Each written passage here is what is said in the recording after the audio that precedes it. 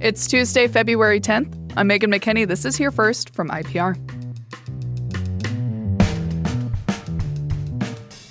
A bill that aims to crack down on out-of-state providers mailing abortion pills to Iowans has advanced through a Senate subcommittee. IPR's Katerina Stark reports.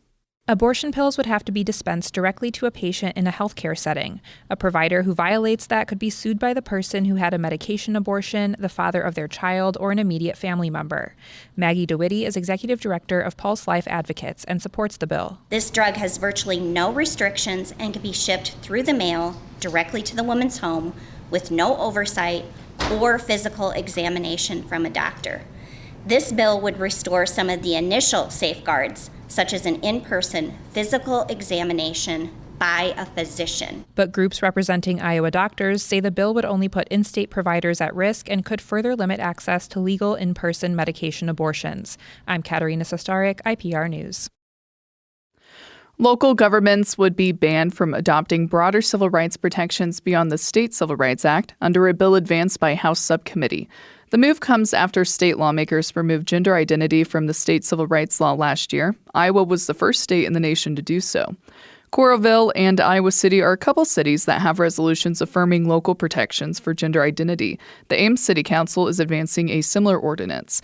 Katie Freeman is transgender and a Coralville City Council member. Freeman says the bill interferes with city government's ability to respond to needs in their community. The 2025 legislation was bad enough, but this bill continues the overreach right into my town. A community, a city, a county have a right to self-govern based on the needs of their individual community.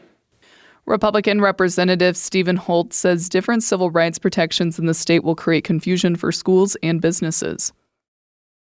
Transgender rights advocates say a separate bill advanced by House subcommittee could lead to mental and physical harm for transgender children. The bill states raising a child consistent with their biological sex could not be considered abuse or used to disqualify parents from foster care or adoption. This includes making mental health and healthcare decisions based on a child's biological sex, using pronouns that match that biological sex, and denying gender transitioning procedures. Amber Williams spoke in support of the bill for the conservative group Inspired Life. She says the proposal provides clarity. Parents are responsible for their children and should not fear government intervention for acting in good faith. Protecting parental rights is how we protect children, and that is why this bill matters. Opponents say the bill could open the door to parents putting their kids through conversion therapy. The American Psychological Association says decades of research have proven conversion therapy is largely ineffective and poses serious risks of harm. The flow of immigrants into Iowa in 2025 was about half of what it was in 2024. That's according to U.S. Census Bureau numbers. The Midwest Newsroom's Holly Edgell reports that could have consequences for the state's population growth. Census data shows between 2020 and 2025, more than 90% of Iowa's population growth was due to new arrivals from other countries. David Peters is an agriculture and rural policy professor at Iowa State. He says immigrants have been a lifeline for some rural communities where growth stalled after the pandemic. That means it's addressed workforce shortages that we have all across the state. They buy homes, they spend their money in the community, it keeps the schools running, it keeps the state revenues, relatively robust. Iowa's population growth rate is about 4%. Peters says without immigrants, it would be about 1%. I'm Holly Edgell, the Midwest Newsroom. You're listening to Here First from IPR. I'm Megan McKinney. There's an LGBTQ dinner in central Iowa each month that was created after state lawmakers removed gender identity from the state civil rights code last year. It does make it a lot easier to stay in Iowa, I'll be honest with you. Knowing that I have people who have my back and I have theirs, that's really important to me right now. In just a moment, we'll go to the dinner and hear from transgender Iowans who are still in the state. Stay with us. Welcome back to this Tuesday edition of Here First from IPR. I'm Megan McKinney. It's been nearly a year since Iowans across the state protested a historic law that made Iowa the very first state to remove civil rights protections for transgender people. In the years since, transgender and non-binary Iowans have experienced increasing stress, anxiety, and fear. Many are contemplating their future in Iowa. I went to a community dinner in Des Moines that was created in light of that political turmoil. I'm greeted with smiles as I walk into an old Lutheran church in downtown Des Moines. There are people of all ages doing crafts and playing games. People are here for Feed DSM, a monthly potluck dinner focused on bringing LGBTQ people and allies together. Okay, so I was here. A group of people is sitting on the floor playing a rug-sized version of the board game Sorry. One, two, three. Oh. I sit next to Cora Nowlin. She's been to the dinner a couple of times. I feel very much I can have mask off. I can be honest. I can actually feel secure, very safe here. I don't have a single worry while I'm in this space. But that's typically not the case. Nowlin says she worries about her personal safety living in Iowa. She also worries about finding steady work as an out trans woman.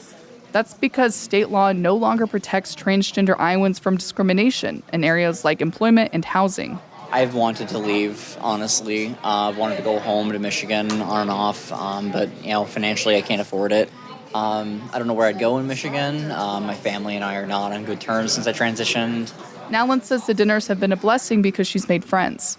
It does make it a lot easier to stay in Iowa, I'll be honest with you.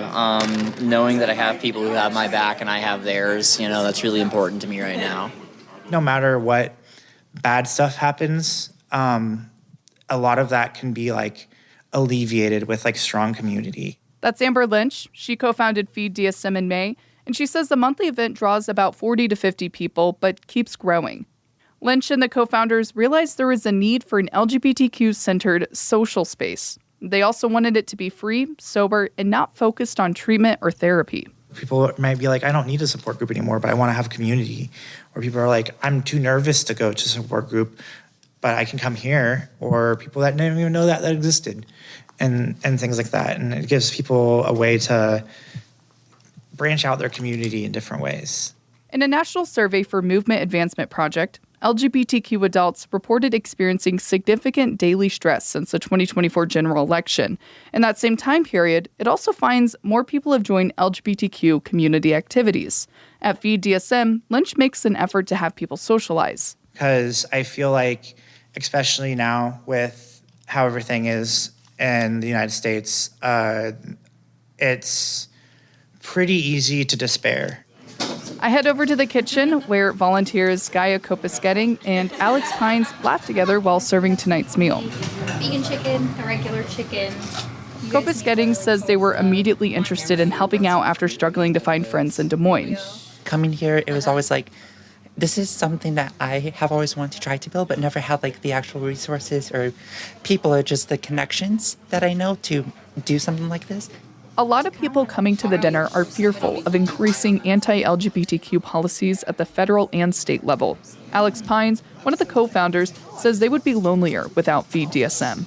Frankly, a lot of us who organize here and a lot of the people who show up to this are pretty heavily introverted on top of being afraid of things escalating in the outside world right now. So it can be really hard for people like that in particular to find any type of support.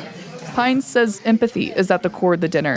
While people create space for others' hardships, they also feel relief for their own. Tomorrow on Here First, we hear from a young couple that moved to Colorado because of state lawmakers removing gender identity from the Iowa Civil Rights Act. Again, that's tomorrow's Here First. I'm Megan McKinney. Thanks for listening today. Have a great day.